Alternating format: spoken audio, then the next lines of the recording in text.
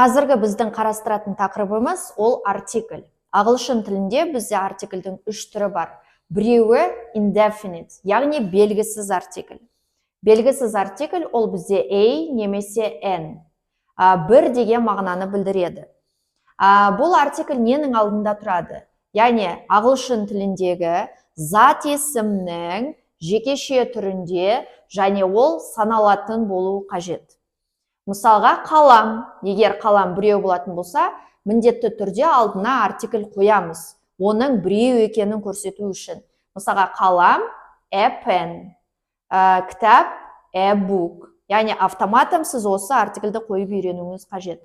Алма тоже бізде зат есім, бірақ оның бірінші әріпі бізде дауыстыдан басталғандықтан, сіз оның алдында n артиклін қоясыз. Мысалға, an apple, яғни бір алма деген мағынаны білдіреді. Egg, жұмыртқа, бірінші әріпі дауысты, сондықтан сіз ол жерде де an egg деп n артиклін қоясыз. Яғни мына тұрған indefinite article, белгісіз артикль, жекеше түрінде зат есімнің және ол саналатын болуы қажет. Сол кезде сіз осы артикльді қоясыз. Мысалға, сөйлем құрастырайық. I have a pen. Менде қалам бар. Бірақ қаламның түсі белгісіз, қызыл ма, қара ма, сондықтан сіз белгісіз артикльді аласыз. Мысалы, he has an apple. Ода бар алма. Яғни бір алма екені белгілі болып тұр артикльге қарап, бірақ оның түсі белгісіз, немесе дәмі белгісіз. Біз жай ғана айттық, ода алма бар. Яғни біз осында белгісіз артикльді қойдық. Мысалға, тағы басқа мысал құрайық. There is an egg. There is бізде бар деп аударылады. Не бар? Жұмыртқа бар. Қанша жұмыртқа бар? Бір жұмыртқа бар. Оның біреу екені қаяқтан белгілі? Артикль қоямыз. Егер біреу болатын болса, міндетті түрде саналатын зат есімдердің алдында артикль қойылуы қажет. Ал енді екінші түріне кетейік. Екінші түрі ол бізде definite article, яғни ол the. Сіз кітап оқыған кезде, сөйлем құраған кезде осы артикльді көп көресіз. Өзі аты айтып тұрғандай белгілі артикль демекші, яғни мына тұрған заттардың түрі, түсі, сапасы, үлкен кішкентайы белгілі деген сөз. Мысалы, сізде сөйлем қалам қызыл деп болуы мүмкін. Осы сөйлемді аудару үшін қаламның алдына белгілі артикль the қоясыз. Сонда the pen is red болады. То есть, қаламның нақты бір түсі белгілі болғандықтан, сіз оның алдында белгілі артикль қойдыңыз. Мысалға, кітап жаңа. Значит, не қоясыз? The book is new. Кітаптың ескі емес, именно жаңа екені белгілі болғандықтан, сіз оның алдында тағы белгілі артикль қоясыз. Мысалға, алма дәмді. Онда не қоясыз? Тоже белгілі, оның дәмі белгілі. Яғни the apple is tasty. Tasty дәмді деген сөз. Дәмі белгілі, сондықтан сіз белгілі артикльді қойып отырасыз. Мысалға, жұмыртқа ескі дейтін болсақ, the egg is old. Ескі бізде old. Ескі екені белгілі болғандықтан, сіз оның алдында белгілі артикль аласыз. Яғни бұл жақ түсінікті болды деп ойлаймын. Біз бұл тақырыпқа кейін тағы қайтып келеміз.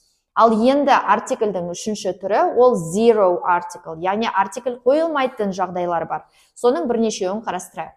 Артикль, яғни мынау артикльде және мынау артикльде қандай жағдайда қойылмайды? Көпше түрінде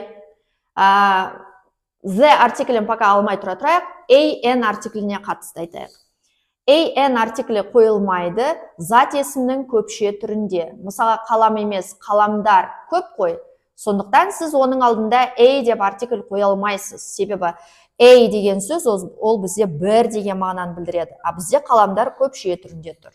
Болмаса, ағылшын тілінде менің, сенің, оның деген сөздерден кейін қалам, даже если ол жекеше түрінде келетін болса да, қаламның алдында, то есть мына жерге артикль қоюға болмайды. Біз my a pen деп айтпаймыз. Яғни біз айтамыз my pen деп. Және an артиклі неде қойылмайды? Саналмайтын зат есімдерде қоймайсыз. Мысалға water. Ол тоже зат есім. Не деген сұраққа жауап береді? Су. Бірақ біз оның алдында water деп қоймаймыз. Себебі су саналмайды. Тағы адам аттарының алдында қойылмайды. Например, Али деп алатын болсақ, Али деп айтуға болмайды. Жер су аттарында, мысалға, қала, мемлекет аттарында артикль қоюға болмайды. Мысалға, Алматы болатын болса, онда артикль қоймаймыз. Қазақстан деп алатын болсақ, тоже артикль қоймаймыз. Бірақ бізде кейбір жағдайлар бар, когда бізде мына белгілі артикль мемлекеттің алдында тұрады. Мысалы, USA-ді алатын болсақ, Америка құрама штатының алдында міндетті түрде the USA деп аласыз. Болмаса the UK, United Kingdomның алдында тұруы мүмкін, мысалы. Тағы басқа, например, the Russian Federation, Российская Федерация деп алатын болсаңыздар да, оның алдында бізде the тұрады. Мысалға, the Republic деп те айтуымыз мүмкін. Негізі жалпы сіздерге бірінші сабақта осыны ғана біліп алған дұрыс. Тағы бір рет қайталап өтейік.